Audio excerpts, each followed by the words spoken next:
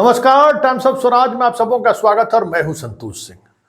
और times of Swaraj में इस वक्त एक बड़ी खबर आ रही है और वो खबर है शिक्षा विभाग से जुड़ी हुई खबर है। याद होगा कि के पाठक अप्रैल के मिड में उन्होंने बिहार के सभी डीएम को जो डेवलपमेंट की योजनाओं पर जो काम हुआ था उसकी जांच की आदेश दिया था उन्होंने, जिसमें हम लोगों ने बड़ी प्रमुखता से खबर चलाई थी कि टेबल बेंच डेस्क के खरीदारी में बड़े स्तर पर घोटाला हुआ है, समरसेबुल में घोटाला हुआ है, थाली खरीदारी में घोटाला हुआ है, फैब्रिक का जो मकान बना है उस मकान में घोटाला हुआ है, तमाम तरह के घोटालों को लेकर बैग खरीदारी में घोटाला हुआ है। हम लोगों ने लगातार खबर चलाई थी। उसी खबर के बाद के पाठक ने बिहार के सभी डीएम को जांच का आदेश दिया था। हालांकि उस जांच के आदेश के तुरंत बाद के पाठक का तबादला हो गया, क्योंकि जिस समय में उन्होंने जांच का आदेश दिया था उस समय पूरे राज्य में चुनाव का माहौल था, चुनाव आचार संहिता लागू हो चुका था। लेकिन जैसे ही चुनाव खत्म हुआ के पाठक का तबादला हो गया। एस सिद्धार्थ आए तो उन्होंने के पाठक के उस पत्र का स्मरण दिलाते हुए बिहार के सभी डीएम को पत्र लिखा था कि ये जांच त्वरित गति से कीजिए और 15 दिनों के अंदर में हमें ये रिपोर्ट चाहिए। 18 जिले के जिलाधिकारी ने डीडीसी की अध्यक्षता में एक जांच कमेटी गठित की थी बिहार के सभी जिलों के। उसमें 18 जिले के डीएम ने विभाग को रिपोर्ट सौंपा है, जिसमें हजारों करोड़ की जो खरीदारी हुई है उसमें बड़े स्तर पर घोटाला हुआ है। लैब में कंप्यूटर रखने से लेके टेबल बेंच खरीदारी से लेके सब कुछ में, मतलब हैरान है जांच टीम कि ऐसे भी कहीं सरकार की राशि का दुरुपयोग होता है। किसी भी मानक का प्रयोग नहीं किया है। आरा के जिला के शिक्षा पदाधिकारी, मुजफ्फरपुर के शिक्षा पदाधिकारी, सिवान, छपरा, गोपालगंज वाले तो किशनगंज से आए हुए थे तो पहले से रेकेटियर था, तो उसका तो कोई बात ही नहीं था। 18 जिला के डीएम ने जो रिपोर्ट दी है ना, उसमें समझिए कि मतलब इस तरीके का आश्चर्यजनक, कई जिले के डीएम ने तो लिखा है कि इस तरीके से सरकारी राशि का दुरुपयोग हो भी सकता है, ये हमने कभी सोचा भी नहीं था। मतलब तमाम जो मानक निर्धारित किया गया था के पाठक की तरफ से, एक भी मानक का पालन नहीं किया गया। मतलब बहुत सारे स्कूल में तो ऐसा हुआ है कि हेडमास्टर साहब लिख के दे दिए कि बेंच प्राप्त किया और डेस्क प्राप्त किया, वहां बेंच मिला ही नहीं है, डेस्क मिला ही नहीं है। ऐसे हेडमास्टर भी चिन्हित किए गए, लगभग 80 हेडमास्टर ऐसे हैं जिन पर एफआईआर भी दर्ज होगी, कार्रवाई भी होगी।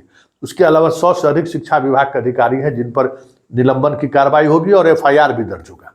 जो खबर आ रही है वो खबर ये आ रही है कि लगभग 180 ऐसे हेडमास्टर से लेकर शिक्षा विभाग के अधिकारी हैं जो सीधे सीधे तौर पर दोषी पाए गए। कई हेडमास्टर ने तो जो बिना सामग्री लिए हुए जो लिख के जिन्होंने दिया है, ये अलग बात है कि वो कहते रहे जांच टीम के सामने कि हमने जिला के शिक्षा पदाधिकारी, डीपीआरओ कहते हैं जो उनके विभाग के स्थापना के लोग हैं, उनके कहने पर हमने दे दिया कि दे दीजिए, टेबल बेंच आपको पहुंचा देगा। और उसके बाद से मोबाइल बंद करके वो फरा। समरसेबुल वाले में सिक्का गिरा के जांच की गई तो 100 फीट से ज़्यादा बहुत कम जगह पर मिला दिया, जबकि 250 मिलाना था। 250 नीचे अंदर गहरा करना था पाइप लगाने के लिए। इस तरीके से लूट हुआ। फैब्रिक वाले में तो मतलब समझ जाए कि जो मानक था ना, जिस स्टैंडर्ड से उसे बनाना था, उस स्टैंडर्ड को किसी ने भी पालन नहीं किया है। अधिकांश जगहों पर स्थिति यह है कि लो ग्रेड में भी लो ग्रेड फैब्रिक का इस्तेमाल हुआ है, जबकि वो करना ही नहीं था। उसको इस तरीके से बनाना था कि आंधी तूफान आने के बावजूद भी वो बना रहे, उसका इस तरीके से बेस बनाना था। उसके बाद इस तरीके से हवादार बनाना था कि गर्मी के में भी बच्चों को राहत मिले। ऐसा नहीं कि छत पर है तो बच्चे उसमें बैठकर पढ़ नहीं सके। अधिकांश में तो बच्चा 5 मिनट नहीं बैठने की स्थिति में है।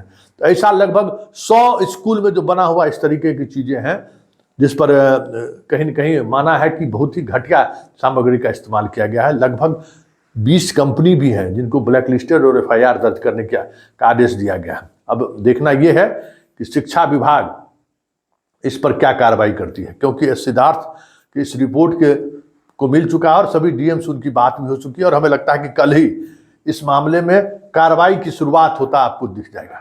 किशनगंज तो गए ही, गोपालगंज गए ही, कई और जिला के शिक्षा अधिकारी और हेडमास्टर पर कार्रवाई आपको आने वाले 72 घंटे के दौरान दिखे तो कोई बड़ी बात नहीं होगी। और इस बार कार्रवाई ही नहीं होगी, FIR भी दर्ज होगा, क्योंकि जिस स्तर पर घोटाला हुआ है, कई डीएम से तो मेरी बात भी हुई, कहा कि संतोष जी ये मतलब कल्पना से परे की बात है, ऐसा हम लोग सोच भी नहीं सकते हैं।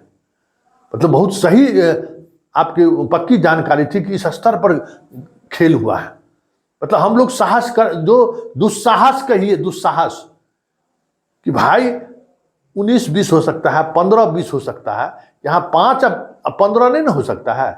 इस तरीके से लूट मचा है, इसलिए ऐसे लोगों को बर्दाश्त नहीं किया जा सकता। और यही वजह है क्योंकि ये सब भी ऊपर डील करता, कुछ देता, ऐसा तो नहीं कि सब डीएम दूधे का धोया हुआ, लेकिन जितना एजेंसी वाला जो सप्लायर था सब भाग गया, सब मोबाइल स्विच ऑफ कर दिया है, और जितना कमीशन खाया था सब कहीं न कहीं इन्वेस्ट कर दिया है। तो देने के लिए भी नहीं था जो डीएम को कुछ मैनेज कर सके, इसलिए पकड़ के रगड़ दिया है। अब देखिए सिद्धार्थ बाबू क्या करते हैं। अब सबकी नज़र सिद्धार्थ बाबू पर है कि कल से किस तरीके से खेला होता है, कैसे FIR होता है, कैसे निलंबन की कार्रवाई होती है।